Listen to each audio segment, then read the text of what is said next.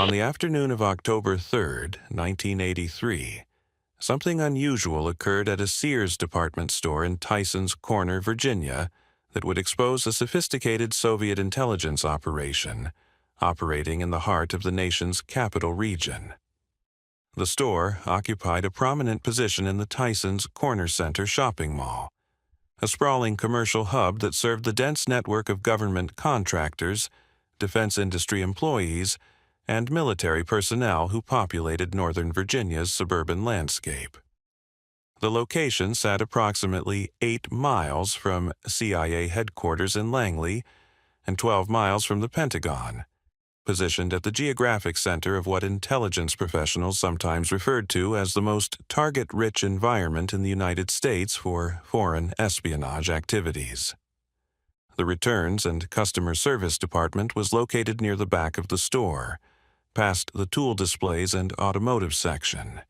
in an area designed to handle the steady flow of customers seeking refunds, exchanges, or assistance with problematic purchases. Robert Henshaw, known to colleagues and customers as Bob, had been working that counter for just over 3 years. Having started at Sears in the summer of 1980, shortly after completing 2 years of community college with a focus on electronics technology.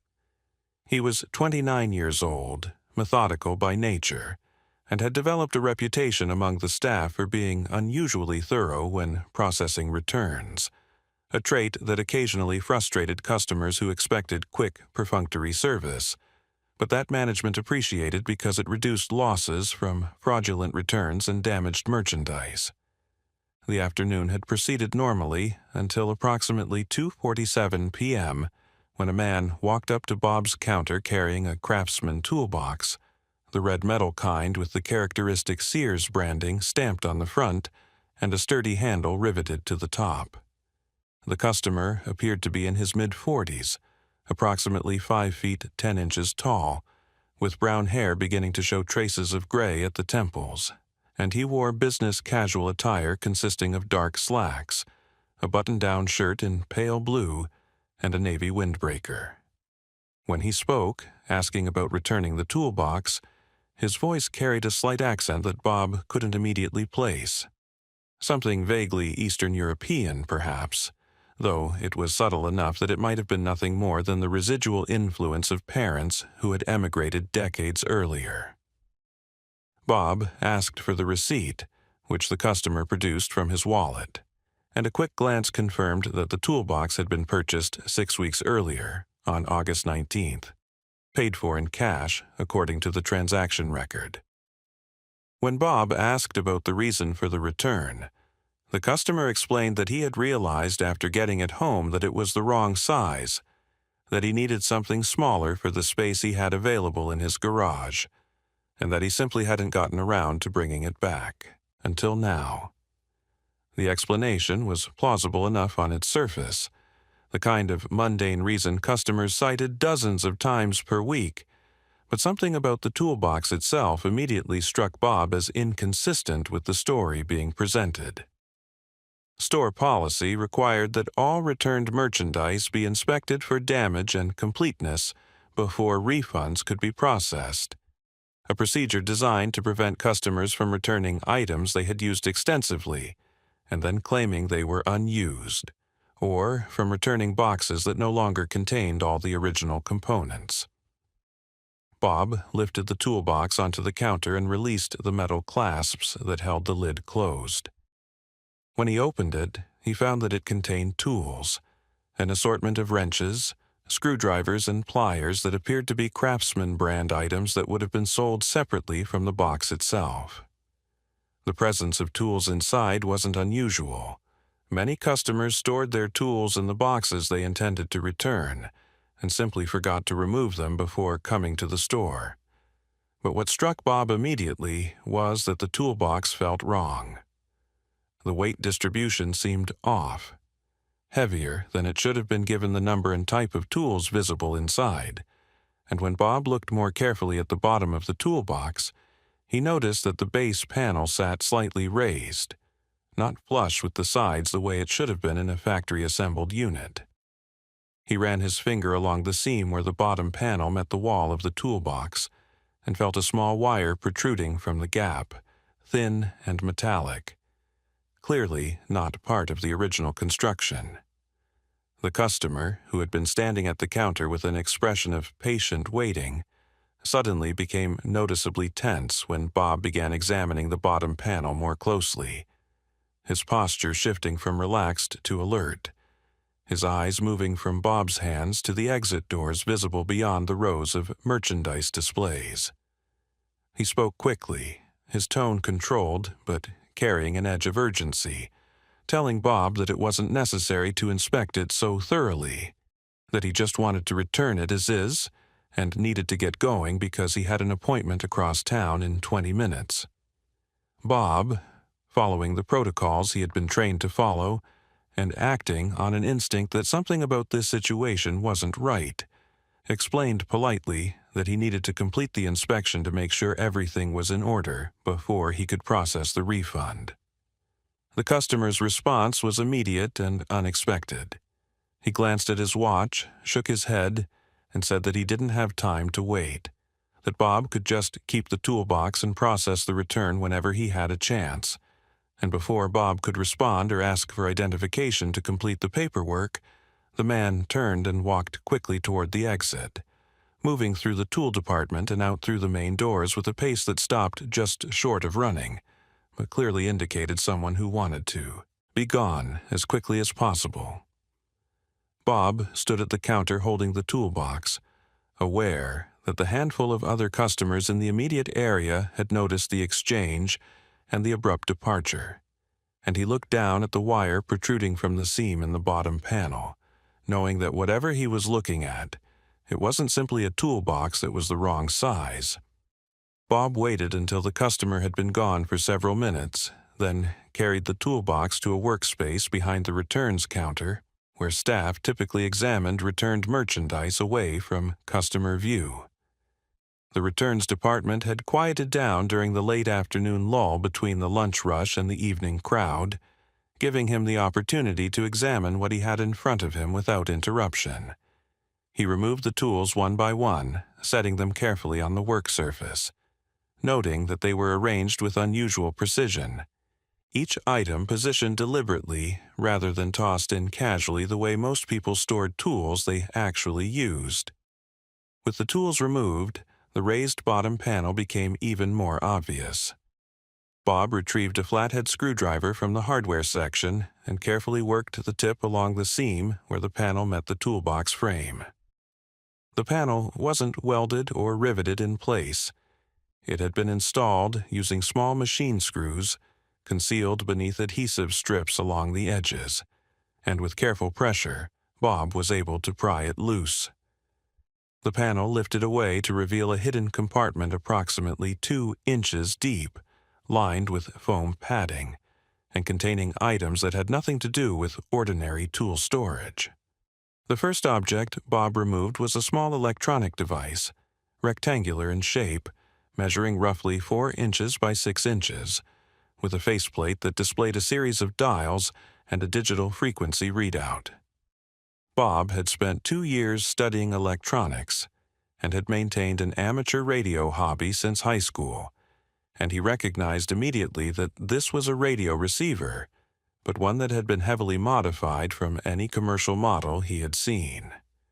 The frequency range marked on the dials extended into bands typically reserved for military and government communications, and the construction quality suggested professional work rather than hobbyist modifications. Connected to the receiver was a coiled antenna wire, thin and flexible, the kind designed to be concealed or extended only when actively in use. Next to the receiver sat a battery pack, military specification based on the markings stamped into the casing, the kind issued to armed forces personnel for field equipment rather than anything available through consumer retail channels. A small notebook with a black cover occupied one corner of the compartment, and when Bob opened it, he found pages filled with columns of numbers and notations that appeared to be frequency assignments, dates, and time codes, all written in precise handwriting with no explanatory text to indicate what the numbers represented.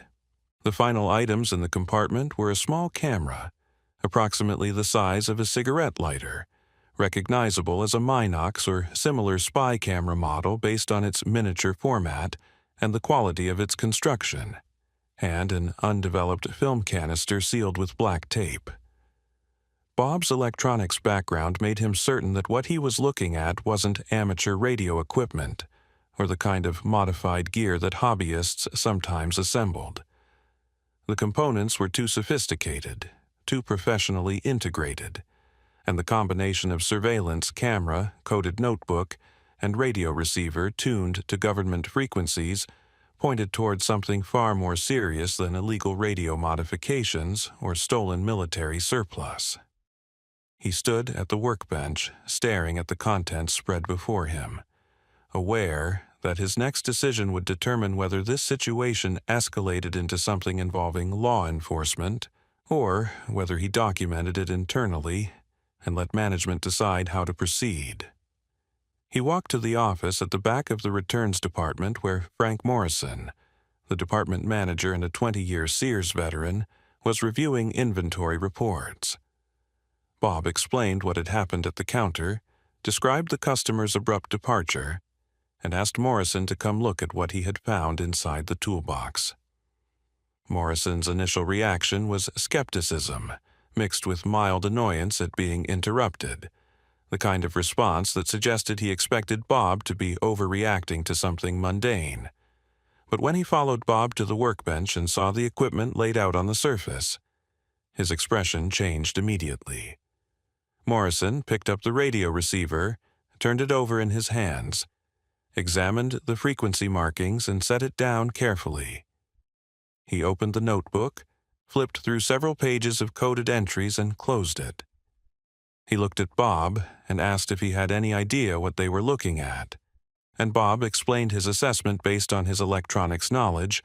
that the equipment appeared to be designed for intercepting or monitoring government communications, that the camera suggested surveillance or document photography, and that the professional quality of everything in the compartment indicated this wasn't the work of someone playing around with hobbyist gear.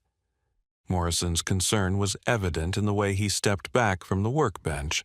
and asked Bob not to touch anything else, that they needed to call the police and let professionals make the determination about what this equipment was and why someone had tried to return it to Sears hidden inside a toolbox. The context wasn't lost on either of them.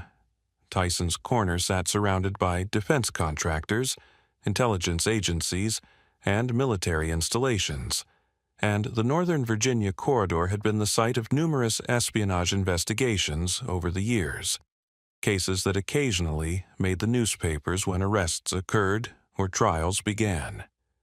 Morrison made the call to Fairfax County Police from his office at approximately 4:15 in the afternoon, and 2 officers arrived within 30 minutes, took statements from both Bob and Morrison, and examined the equipment spread out on the workbench. One of the officers, a veteran with enough experience to recognize that the situation extended beyond local jurisdiction,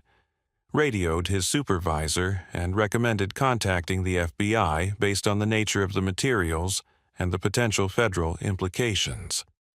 By 9:30 that evening, 2 FBI agents had arrived at the store. The toolbox and its contents had been photographed and secured as evidence, and Bob had provided a detailed statement describing the customer, the interaction at the returns counter, and everything he had observed when examining the hidden compartment. The toolbox and its contents were transported to the FBI laboratory in Washington on the morning of October 5th, where technical analysts began a systematic examination of every item Bob had discovered in the hidden compartment. Special Agent Laura Chen, a counterintelligence officer with 12 years of experience tracking Soviet intelligence activities in the Washington area, was assigned as lead investigator on the case. Chen had worked similar investigations involving technical surveillance equipment and document theft,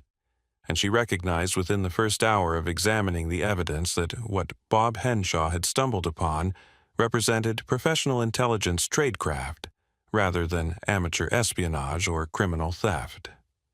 The radio receiver was dismantled by FBI electronics specialists who determined that it had been modified to receive transmissions on frequencies used by military communications networks, government agencies, and defense contractors operating in the Northern Virginia region. The modifications were sophisticated,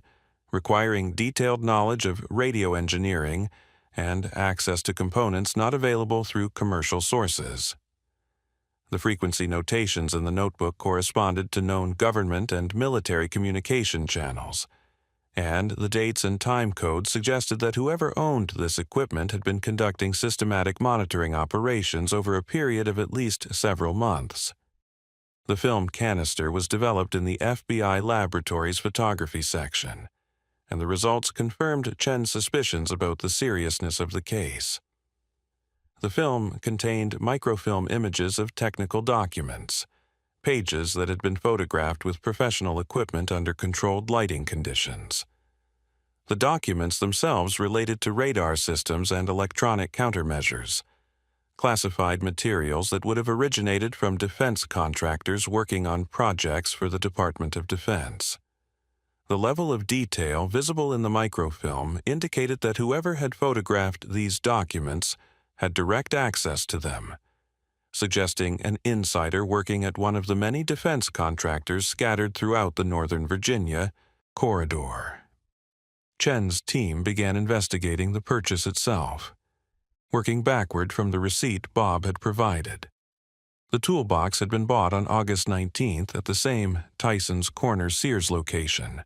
paid for in cash, which meant there was no credit card record to trace. Bob and other staff members who had been working that day were interviewed and asked to review security camera footage from August, but the store's camera system at that time covered only the main entrances and high-value merchandise areas, not the tool department where the purchase would have occurred. What Bob could provide was a detailed physical description of the man who had attempted to return the toolbox, and this description was used to create a composite sketch that would be circulated among counterintelligence personnel. The breakthrough came when Chen reviewed the security footage from October 3rd, the day of the attempted return. The cameras near the store entrance had captured clear images of the customer as he entered and exited the building, and while the footage was grainy and the lighting less than ideal, it was sufficient to show facial features, body type, and posture. More importantly, the exterior cameras had captured footage of the customer walking to his vehicle in the parking lot, a dark-colored Buick sedan, and while the license plate wasn't fully visible in the footage, analysts were able to enhance the image enough to extract a partial plate number. The partial plate, combined with the vehicle make and model, yielded 14 possible matches when cross-referenced against vehicle registrations in Virginia and Maryland. Chen's team began the process of investigating each registered owner, looking for connections to defense industry work,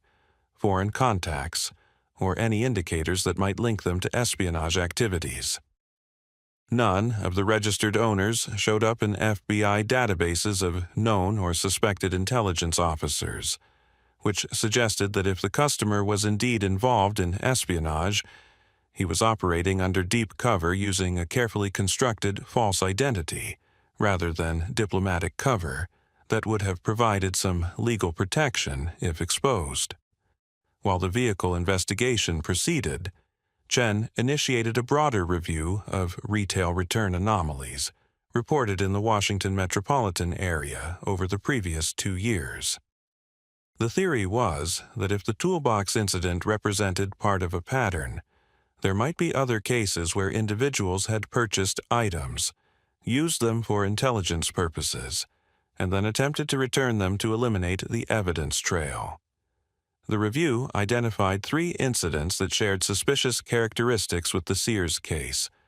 all involving returns of items that could conceal equipment or documents, all attempted 4 to 6 weeks after purchase, all paid for originally in cash,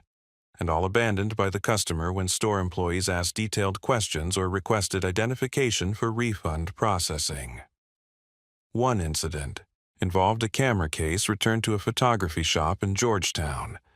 Another involved luggage returned to a department store in Arlington, and the third involved a briefcase returned to an office supply retailer in Bethesda. In each case, the customer had left the item and departed quickly when faced with standard return procedures, and in 2 of the 3 cases, store employees had noted that the customer seemed nervous or overly eager to complete the transaction without inspection. None of the stores had examined the returned items carefully enough to discover hidden compartments or concealed materials, and the items had eventually been restocked or disposed of through normal inventory processes, eliminating any potential evidence. The pattern suggested a sophisticated counter-surveillance technique, using legitimate retail transactions to create plausible explanations for possessing items that might otherwise draw suspicion.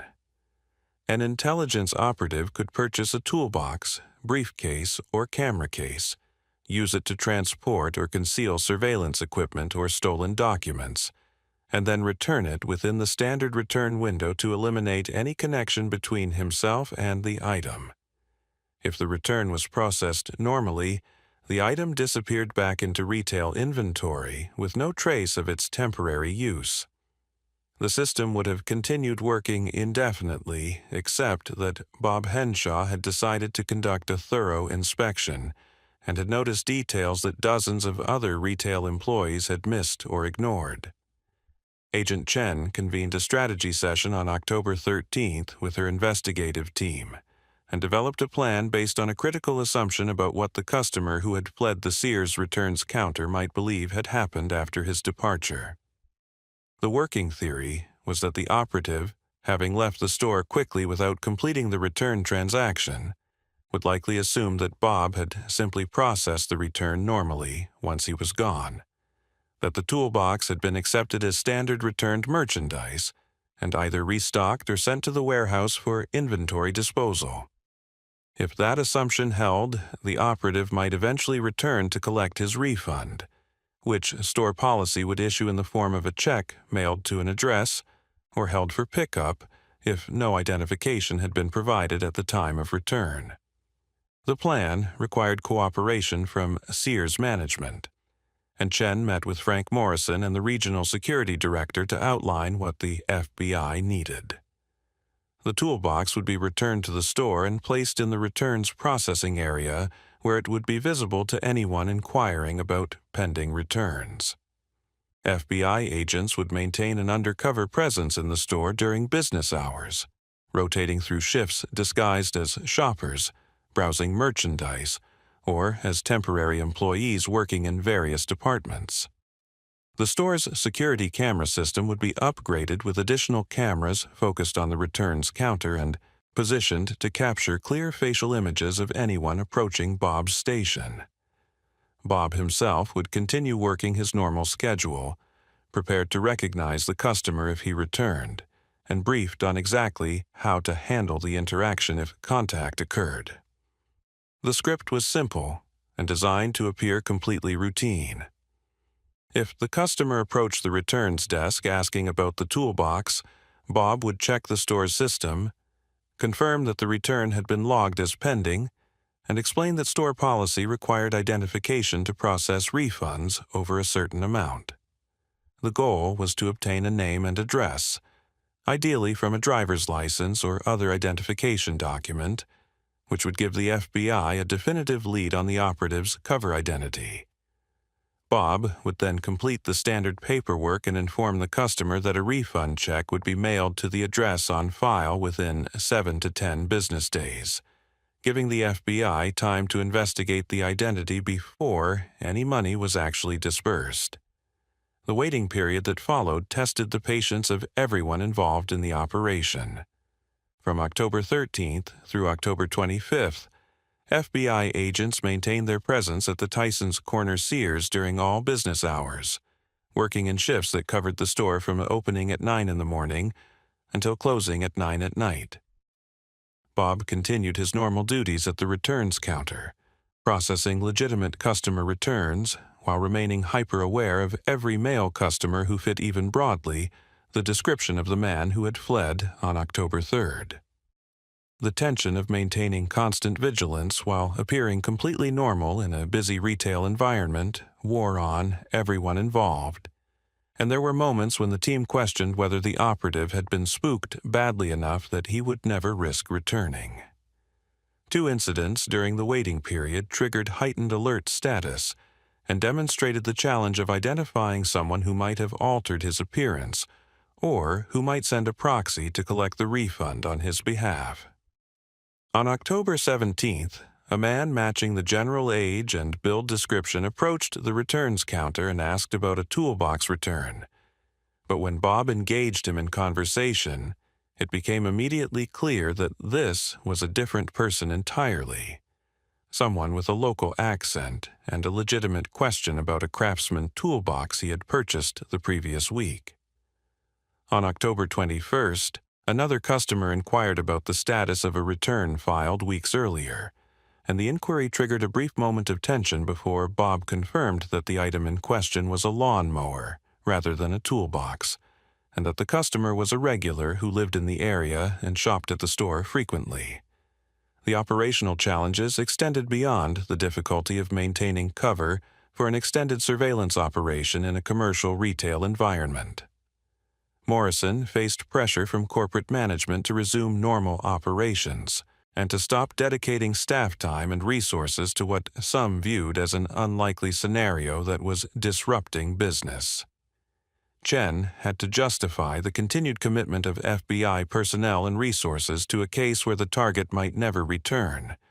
where the entire operation might be based on assumptions that didn't match the operative's actual thinking or concerns.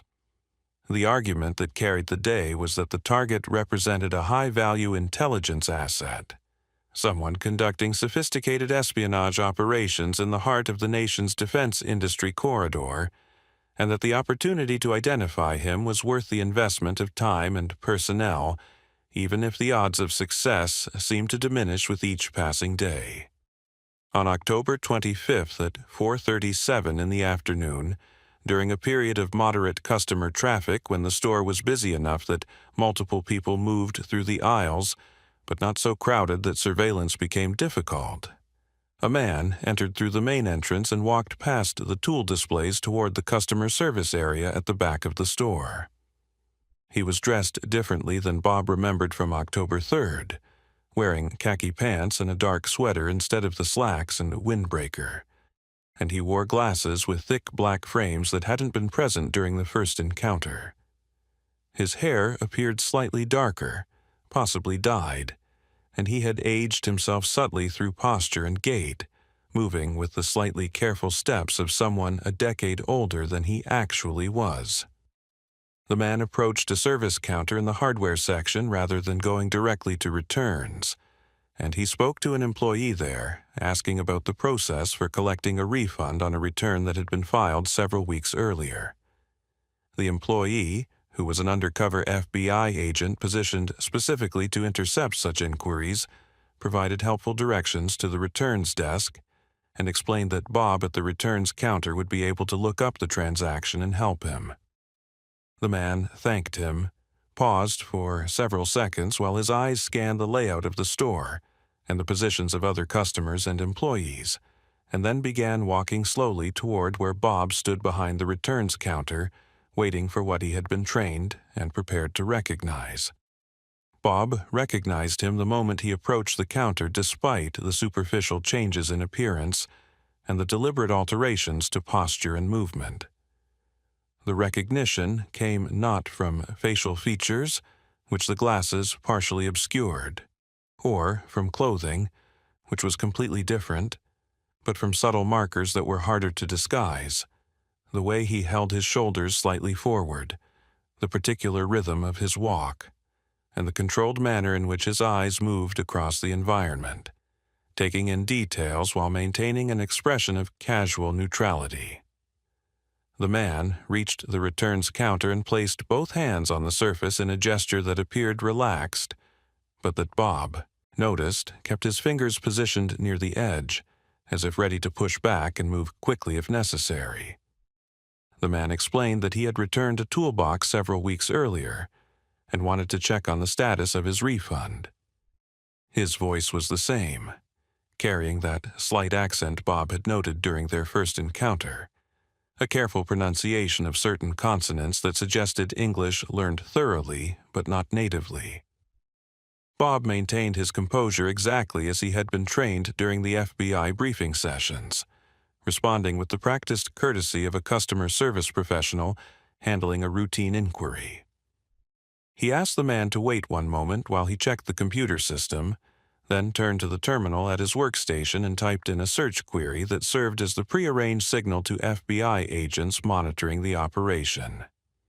When Bob turned back to face the customer, he explained that he had located the return in the system and that it was showing as pending final processing. He apologized for the delay and said that in order to complete the refund, store policy required identification so that the check could be issued to the correct person. The man's expression remained neutral, but Bob noticed a micro pause before he reached for his wallet, a fraction of a second where calculation was clearly happening behind the controlled exterior. He produced a driver's license and handed it across the counter, and Bob examined it with the careful attention he would give to any identification document, noting the name Thomas Werner, an address in Alexandria, and a birth date that would make him 43 years old. Bob excused himself and walked to the office area behind the returns counter, ostensibly to verify the information with the supervisor, but actually to provide Agent Chen, who was monitoring from a surveillance van in the parking lot, with the identity information and confirmation that contact had been established. When Bob returned to the counter less than 2 minutes later, he explained that refunds over a certain dollar amount required supervisor approval and asked if the man could wait while the paperwork was processed. Thomas Werner, as his identification named him, agreed without visible hesitation and moved to a row of chairs positioned near the returns area, where customers typically waited during busy periods. Chen received the signal and the identity information simultaneously, and the operation shifted immediately from surveillance mode to arrest preparation. Backup units that had been positioned at various exits throughout the store received instructions to hold their positions and prevent any attempt at flight. Surveillance confirmed that Werner appeared to be alone, that there were no other individuals in the store who seemed to be watching him or coordinating with his movements. No indication of counter-surveillance teams that sophisticated intelligence operations sometimes deployed to protect valuable assets during potentially risky activities. Chen made the decision to execute the arrest inside the store, rather than risk a pursuit in the parking lot or on public roads where civilian safety could be compromised and where Werner might have a vehicle equipped for evasion. At 5:02 in the afternoon, Agent Chen entered the store through the employee entrance at the rear of the building and walked through the storage area to the customer service section where Werner sat waiting in one of the plastic chairs. She approached directly, her credentials visible in her left hand, and identified herself calmly and clearly as a special agent with the Federal Bureau of Investigation, informing Werner that he needed to come with her. Werner's reaction played out across his face in the space of perhaps 3 seconds, an initial freezing of all expression followed by a subtle collapse of the careful composure he had maintained, and then a kind of resigned acceptance that seemed to acknowledge that the situation was already decided, and that resistance would accomplish nothing except making the arrest more difficult and more public. Chen placed handcuffs on Werner's wrists with professional efficiency, keeping the movements controlled and discreet enough that the handful of customers in the immediate area noticed that something was happening, but couldn't immediately identify it as an arrest. 2 additional agents materialized from positions in the store and helped escort Werner through the employee area and out a side exit where an unmarked vehicle waited. The entire sequence, from Chen's initial approach to Werner's placement in the vehicle, took less than 4 minutes, and store operations continued around the event with minimal disruption. Bob watched from behind the returns counter as Werner was led away, the man who had tried to return a toolbox 3 weeks earlier, and whose abrupt departure had initiated an investigation that was now reaching its conclusion. FBI agents immediately proceeded to the parking lot to locate and secure Werner's vehicle, which surveillance had identified as a gray Honda Accord parked in the lot's southeast section. A search of the vehicle, conducted under warrant authority that had been prepared in advance, revealed additional materials that confirmed Werner's involvement in intelligence activities. A coded notebook, similar to the one found in the toolbox, sat in the glove compartment. A camera and 3 rolls of undeveloped film were concealed beneath the driver's seat. Maps of Northern Virginia, marked with locations of defense contractors and government facilities, were folded inside the trunk. Bob was transported to the FBI field office in Alexandria later that evening, where he provided a formal statement documenting both encounters with Werner and describing everything he had observed during the return attempt and the subsequent identification and arrest. Agent Chen personally thanked Bob for his attention to detail and his willingness to participate in the undercover operation, noting that his decision to inspect the toolbox thoroughly on October 3rd had broken open a case that might otherwise have remained undetected for months or years. The interrogation of Thomas Werner began that same evening, though initial sessions yielded nothing but silence and a request for legal representation. Fingerprint analysis provided the first significant breakthrough, revealing that Thomas Werner was an alias and that the man in FBI custody was actually Dmitry Volkov, a known GRU officer with a history of suspected intelligence activities in Western Europe, who had apparently been operating under deep cover in the United States for approximately 3 years. Dmitry Volkov maintained his silence through the first 48 hours of interrogation, invoking his right to legal counsel and refusing to answer questions about his activities, his contacts, or the purpose of the equipment found in the toolbox and his vehicle. The physical evidence, however, spoke clearly enough without his cooperation. The microfilm recovered from the toolbox was analyzed by technical experts who traced the documents to 3 separate defense contractors operating in Northern Virginia, companies holding classified contracts related to radar technology, electronic warfare systems, and satellite communications. The discovery that classified materials from multiple sources had been compromised indicated that Volkov was running at least one and possibly several human sources with access to sensitive information. The investigation into the source of the leaked documents intensified immediately, with FBI counterintelligence specialists working alongside Defense Department security personnel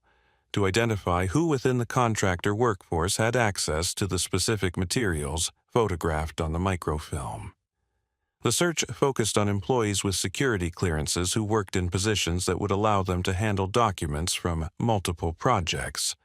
and the pool of suspects was narrowed through a process of elimination that examined work schedules, access logs, and behavioral indicators that might suggest someone operating under the stress of maintaining a double life. By early November, investigators had identified their primary suspect, a technical writer named James Peterson, who worked for one of the 3 contractors and whose job required him to review and compile documentation from various classified programs. Peterson was placed under surveillance for 2 weeks, while investigators built a comprehensive case demonstrating his access to the compromised materials and establishing patterns of behavior consistent with someone engaged in espionage activities. On November 3, 1983, FBI agents executed a search warrant on Peterson's apartment in Arlington and discovered a cache of photocopied documents that matched materials found on the microfilm, along with nearly $7,000 in cash hidden in a bedroom closet. Peterson was arrested, and, faced with overwhelming evidence, agreed to cooperate with investigators in exchange for consideration during sentencing. His confession confirmed that he had been recruited by Volkov approximately 18 months earlier, approached initially at a professional conference, and gradually cultivated through a series of meetings that evolved from seemingly innocent conversations about technical subjects into requests for specific documents in exchange for cash payments. The damage assessment conducted by Defense Department security analysts concluded that the compromise was significant, but not catastrophic. The leaked materials contained technical specifications and operational parameters that would be valuable to Soviet military planners, but they did not include information that would directly endanger American personnel or compromise ongoing operations. Several systems would require modifications or redesigns to account for the possibility that their capabilities and limitations were now known to adversaries, and the cost of those changes would run into millions of dollars. But the fundamental security of American defense programs remained intact. Bob Henshaw received official commendation from the FBI for his role in exposing the operation, and a formal ceremony held at the FBI field office in December included representatives from both the Bureau and the Defense Department who praised his vigilance and his willingness to trust his instincts when something seemed wrong. The story attracted local media attention, and Bob found himself featured in newspaper articles and television news segments that portrayed him as an ordinary citizen who had performed an extraordinary service to national security. His colleagues at Sears treated him differently after the publicity, some with genuine admiration, and others with a kind of awkward distance that suggested they weren't sure how to interact with someone who had suddenly become a minor celebrity for catching a spy. Bob's own feelings about the experience were complicated and evolved over the months that followed. He felt pride in having done the right thing and in having contributed to protecting classified information that could affect national security. But he also felt uncomfortable with the attention and the way the incident had changed how people perceived him. In interviews he gave years later, he emphasized that he had simply been doing his job, following the training and procedures that Sears had established for processing returns, and that anyone else in his position should have noticed the same details he had noticed. The truth, which investigators and security professionals understood, even if Bob was modest about acknowledging it, was that most people would not have noticed, that dozens of retail employees at other stores had processed similar returns without questioning them, and that Volkov's technique of using retail transactions as cover for intelligence activities had worked successfully for more than 2 years before Bob decided that a toolbox with a raised bottom panel was worth investigating. The trial of Dmitry Volkov began in January 1984 in federal court in the Eastern District of Virginia, with most proceedings conducted under sealed conditions due to the classified nature of the evidence. Volkov pleaded guilty to multiple counts of espionage in exchange for prosecutors agreeing not to pursue additional charges that would have carried a potential death sentence. On April 12, 1984, a federal judge sentenced Volkov to 30 years in federal prison, noting during the sentencing hearing that his activities had put American national security at risk, and that only his cooperation in identifying his recruitment methods and providing information about GRU training procedures had prevented an even harsher sentence. James Peterson received 15 years for his role in providing classified information to a foreign power, with prosecutors arguing that his motivation had been purely financial, and that he had betrayed his country for cash payments that totaled less than $25,000 over 18 months. The broader impact of the case extended beyond the individual prosecutions. FBI counterintelligence divisions reviewed similar incidents of suspicious retail returns across the country, and identified 3 additional cases where the pattern suggested possible intelligence activities, though none of the other cases yielded sufficient evidence to support criminal charges. The intelligence community updated its training materials to include examples of commercial cover techniques, and security awareness programs began emphasizing that espionage operations could be concealed within mundane activities that most people would never question. Volkov served his sentence in federal prison until 1990, when he was released as part of a prisoner exchange negotiated during the final years of the Cold War, and he returned to what was then still the Soviet Union shortly before its collapse. Bob Henshaw continued working in retail management, eventually becoming a store manager by 1990, and occasionally spoke at security conferences about the importance of attention to detail and trusting instincts when something doesn't seem right. He kept newspaper clippings from the case in a folder in his home office, not as trophies but as reminders of a moment when an ordinary decision to look more closely at something unusual had consequences that extended far beyond a customer service counter in a suburban shopping mall. When asked in later interviews whether he thought anyone else would have done the same thing in his position, Bob maintained that he believed they would have, that paying attention and following procedures was simply part of doing a job correctly. The reality, understood by everyone involved in the investigation, was that most people wouldn't have noticed that a toolbox weighed wrong, or that a bottom panel sat slightly raised. And the Cold War lesson embedded in Bob's story was that vigilance mattered at every level, that national security depended not just on sophisticated intelligence operations, but on individuals making the decision that something ordinary deserved a second look.